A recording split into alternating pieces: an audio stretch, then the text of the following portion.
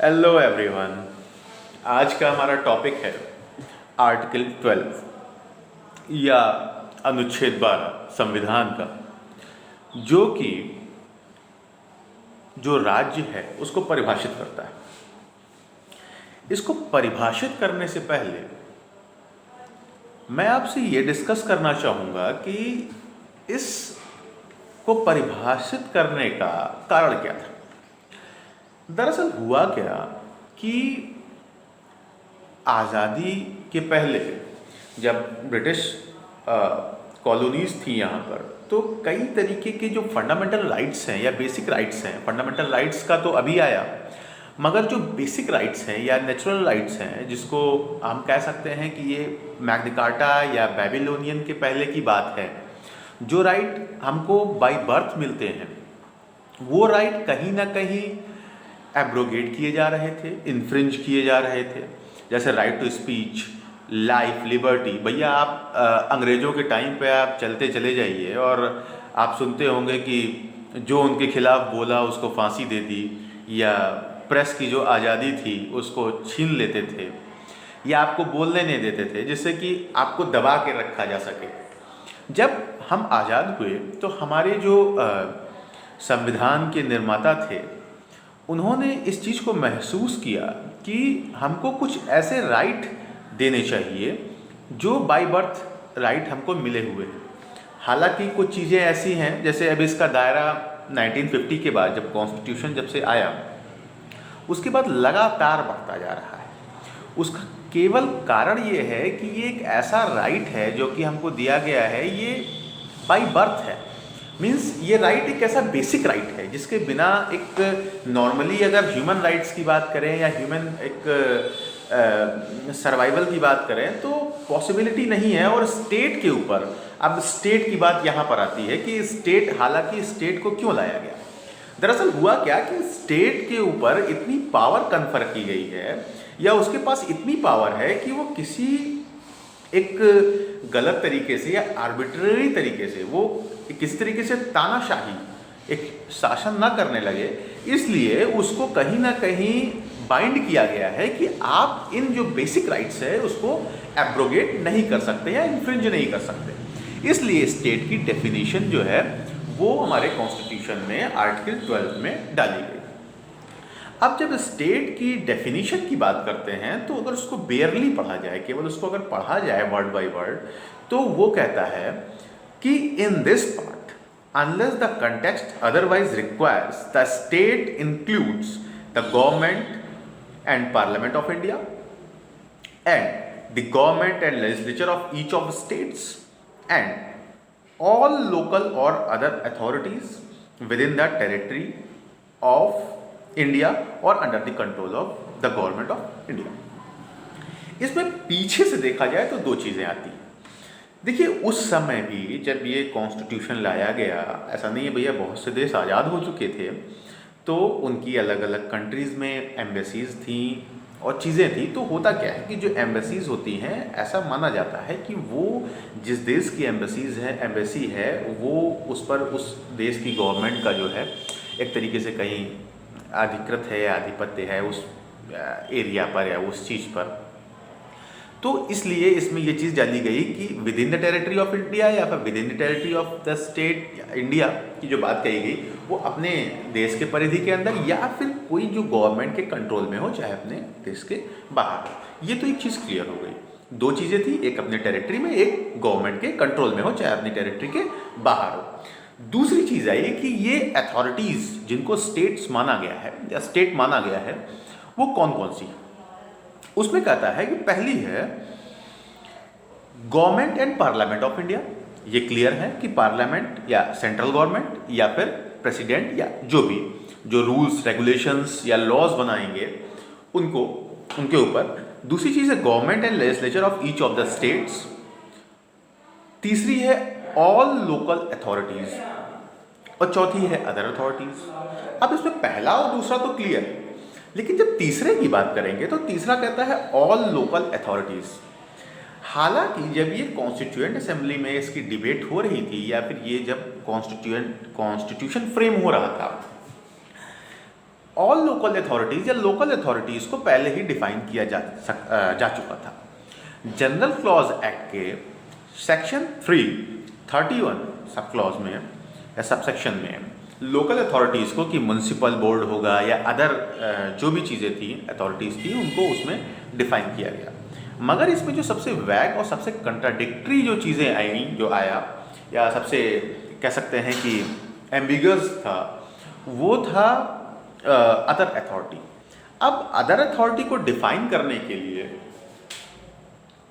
Court ने कई सारी रूलिंग्स दी, कई सारी चीज़ें दी, मगर उससे पहले ये समझना ज़रूरी है कि स्टेट को डिफाइन तो किया गया या फिर इसकी परिधि का एक अनुमान लगता है या इसके एक्सटेंट का जो एक अनुमान लगता है वो जब 25 नवंबर 1948 ये आर्टिकल 12 जो है ये आर्टिकल 7 था जब इसको कॉन्स्टिट्यूएंट असेंबली में इसकी डिबेट हो रही थी। उस टाइम पे डॉक्टर बाबा साहेब भीमराव अंबेडकर ने कहा कि स्टेट को डिफाइन करने के लिए या स्टेट को इसमें इसलिए रखा गया है कॉन्स्टिट्यूशन में जिससे कि ये जिन लोगों को ये फंडामेंटल राइट्स दिए गए हैं वो जो है इनको इन्फोर्स करा सकें। पहली चीज़ है ये टू फोल्ड था। पहली चीज़ ये है और दूसरी चीज़ ये है कि जो अथॉरिटीज़ के पास एक पावर कन्फर की गई है कि इसको प्रोटेक्ट किया जाए उनको इन राइट्स से जो है वो बाइंड कर दिया जाए। इसलिए जो है ये स्टेट का कंसेप्ट आर्टिकल 12 में डाला गया था। अब अदर अथॉरिटीज़ की जब बात करेंगे तो अदर अथॉरिटीज़ की चीज़ें जो है वो धीरे धीरे एक तरीके से इसका एक्सपेंशन होता गया। शुरुआती समय में केवल अदर अथॉरिटीज़ की जब बात की गई तो इसमें इजेसडम जेनरिस का एक मामला आया कि भैया ये जो है एज लाइक अदर जैसे पीछे 3 चले आ रहे हैं ना वैसे ही चीज़ें हैं। जैसे शांताबाई का एक केस आया था उसमें कोर्ट ने इजेसडम जेनरिस का कंसेप्ट इस आर्टिकल में इवॉल्व किया कि भैया ये इजेसडम जेनरिस से कंसेप्ट पे चलेगा और जो जैसे पीछे की 3 अथॉरिटीज़ हैं वैसे ही इसको भी फॉलो करेगा। लेकिन बाद में आकर इसका जो कंसेप्ट है इसको और एक्सपैंड किया गया। जैसे electricity board versus state of Rajasthan या versus Mohanlal electricity board Rajasthan versus Mohanlal के केस में कोर्ट ने ये कहा कि जो बॉडी या अथॉरिटी जो फॉर्म की गई हैं बाय लॉ या फिर कॉन्स्टिट्यूशन के द्वारा वो स्टेट होंगी। अभी भी कहीं ना कहीं ये कंसेप्ट जो है बहुत कन्फाइंड वे में था, पर जैसे जैसे चीज़ें आगे बढ़ती गई ये कंसेप्ट और ब्रॉड होता गया। उसके बाद में केस आया अजय हाशिया का। अजय हाशिया के केस में क्रिएशन के टेस्ट के बजाय उसमें उसके फंक्शन के टेस्ट पे जो है ये चीज़ हेल्ड की गई कि भैया ये अगर कोई अथॉरिटीज़ सोसाइटीज़ रजिस्ट्रेशन एक्ट के अंतर्गत अगर रजिस्टर्ड है तो वो भी स्टेट होगी। पर उसमें कुछ गाइडलाइंस भी दी गई कि ये गाइडलाइंस हैं, 6 गाइडलाइंस थी कि ये गाइडलाइंस अगर ये पॉइंट्स हैं तो वो स्टेट की परिधि में आएगा। पहली चीज़ में ये कही गई कि अगर गवर्नमेंट ने अपना गवर्नमेंट की शेयर कैपिटल उस कॉरपोरेशन में उस अथॉरिटी में अगर है तो वो जो है अथॉरिटी या कॉरपोरेशन जो है वो स्टेट होगी। पहली चीज़ कही गई। दूसरी चीज़ इसी पे बेसिस पे एक चीज़ ये कही गई कि अगर उसका फाइनेंशियल एक्सपेंडिचर गवर्नमेंट के द्वारा अगर ऑर्गेनाइज या प्रोवाइड किया जा रहा है तो वो स्टेट की परिधि में आएगा या स्टेट की एक्सटेंट में आएगा। तीसरी चीज़ ये कही गई कि अगर कोई कॉरपोरेशन या कोई अथॉरिटी इंजॉय कर रही है मोनोपोली कि भैया आप ही का आधिपत्य है, आप ही का पूरा एक तरीके से ये चीज़ है, तो वो कहीं ना कहीं सेंट्रल या स्टेट गवर्नमेंट की परमिशन से या कहीं ना कहीं उसके एक दिए गए ऑर्डर से या जिस भी तरीके से एक परमिसिबल अगर केवल उसकी ही केवल मोनोपोली को परमिसिबल किया गया है तो वो स्टेट के दायरे में आएगा। वही चौथी चीज़ ये कही कि अगर उसमें कंट्रोल है और डीप और परवेसिव कंट्रोल जो है वो इंडिकेट कर रहा है कि ये स्टेट की एजेंसी है या स्टेट का एजेंट है तो वो जो है वो स्टेट के दायरे में आएगा। पांचवी जो सबसे मोस्टली एक तरीके से आप कहिएगा कि जिसका एक तरीके से एक्सपेंशन जिसने सबसे ज़्यादा बढ़ा दिया, वो function closely related to public interest. अगर कोई अथॉरिटी, गवर्नमेंट अपने फंक्शन को परफॉर्म करती है, गवर्नमेंट की अलग अलग ड्यूटीज़ हैं, डीपीएसपी में भी प्रोवाइड की गई हैं, और उसकी अपनी ड्यूटीज़ हैं कि वो किस तरीके से अपना रेगुलेट करता है या पब्लिक वेलफेयर में कैसा कार्य करता है। अगर कोई अथॉरिटी या कोई कॉरपोरेशन पब्लिक इंटरेस्ट में अगर वो कोई काम को या किसी काम को कर रहा है जो कि स्टेट का काम है, पब्लिक इंटरेस्ट है, पब्लिक वेलफेयर का कार्य जो है वो स्टेट का है, स्टेट को उसको परफॉर्म करना होता है, अगर उस कार्य को कोई कॉरपोरेशन या अथॉरिटी परफॉर्म कर रही है तो वो अथॉरिटी और कॉरपोरेशन भी उसके दायरे में आ जाती है। ये कहा। छठवां कहा कि any corporation is form by breaking down of any department of the state और सेंट्रल, जिसकी भी, मान लीजिए कि अलग अलग डिपार्टमेंट्स हैं, जैसे पहले एक सपोज दैट मे बी कोई अथॉरिटी है जो गवर्नमेंट जो है, जैसे अभी प्राइवेटाइजेशन का बड़ा दौर चल रहा है, तो प्राइवेटाइजेशन के दौर में आप ये समझिए कि गवर्नमेंट ने क्या किया कि कुछ चीज़ों को प्राइवेट कर दिया। अच्छा, उन चीज़ों को प्राइवेट कर दिया, वो पहले गवर्नमेंट के डिपार्टमेंट थे, लेकिन उन चीज़ों को प्राइवेट करके किसी कॉरपोरेशन को दे दिया, भैया ये फंक्शन आप परफॉर्म करिए। अब वो गवर्नमेंट उस फंक्शन को तो परफॉर्म कर रहा है। अच्छा, गवर्नमेंट, एक मोटा मोटी बात है कि जो गवर्नमेंट है या जो स्टेट है, स्टेट गवर्नमेंट है, सेंट्रल गवर्नमेंट है, या जो भी स्टेट की एजेंसी है, वो जो भी कार्य करती है भाई वो तो सोशल वेलफेयर में करेगी, वो तो सिटीजन्स के वेलफेयर के लिए करेगी। अगर जो वेलफेयर के लिए अगर जो डिपार्टमेंट है, अगर जिस डिपार्टमेंट जो कि कार्य कर रहा है, कल को अगर वो उसको प्राइवेट कर देती है, तो वो डिपार्टमेंट अगर उसको कितना भी प्राइवेट कर दीजिए तो वो तो करेगा पब्लिक इंटरेस्ट में ही कार्य। अगर वो पब्लिक इंटरेस्ट में कार्य कर रहा है, then it is in the periphery of the state, it is in the extent of the state.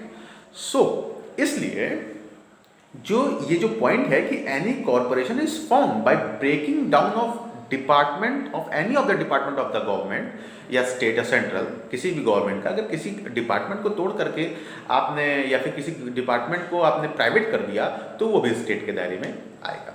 क्योंकि कहीं ना कहीं स्टेट या फिर इस तरीके की चीज़ें जो होती हैं, ये गवर्नमेंट्स ऐसा होता है कि वो एक अपने आप को स्टेट के दायरे से बाहर रखने के लिए उस डिपार्टमेंट को अलग कर देते हैं कि भैया चलो अब हमको कुछ नहीं देना पड़ेगा, ये एक डिपार्टमेंट काम करेगा और चीज़ें वैसी होंगी, लेकिन फिर भी वो उस स्टेट के दायरे से बाहर नहीं निकल सकता। ये पॉइंट उसको अपने अंदर लेता है। अच्छा, एक बड़ा पॉइंट रेज आउट हुआ कि जुडिशरी का जब सवाल उठा कि जुडिशरी चूंकि जो फंक्शन परफॉर्म कर रही है वो स्टेट के दायरे में आएगा कि नहीं आएगा। फाइनली इसमें 2-3 केसेस आए, लेकिन at last AR Antule versus RS नायक का केस आया जिसमें कोर्ट ने क्लियरली डिस्टिंग्वाइज किया कि अगर कोई कोर्ट जुडिशियल प्रोसीडिंग या जुडिशियल वर्क कर रही है तो वो स्टेट के दायरे में नहीं आएगा, और अगर कोई एडमिनिस्ट्रेटिव वर्क कर रही है या जुडिशियल वर्क से इतर हटकर कोई कार्य कर रही है तो वो स्टेट के दायरे में आएगा। ये इसमें क्लियर किया गया। आगे कुछ एक ऐसी अथॉरिटीज़ भी हैं जिनको स्टेट के दायरे में नहीं माना गया, जैसे BCCI है, या एक केस आया था NCERT का, उसको नहीं माना था, और LIC या फिर कोई ऐसी लॉज जो लॉ से या फिर कॉन्स्टिट्यूशनल एक तरीके से उसके कॉन्स्टिट्यूशन के द्वारा या फिर लॉ के द्वारा जो बन रही हैं वो भैया आएगी उसके दायरे में, स्टेट के दायरे में। तो स्टेट का जो पूरा कंसेप्ट है वो इतना ही है। आपको और किसी भी तरीके की जो टॉपिक्स हैं, अगर किसी में दिक्कत है तो उसको भी हम आगे अगले वीडियो में लेकर आएंगे। आप ये हमें कमेंट में बता दें। तब तक के लिए थैंक यू।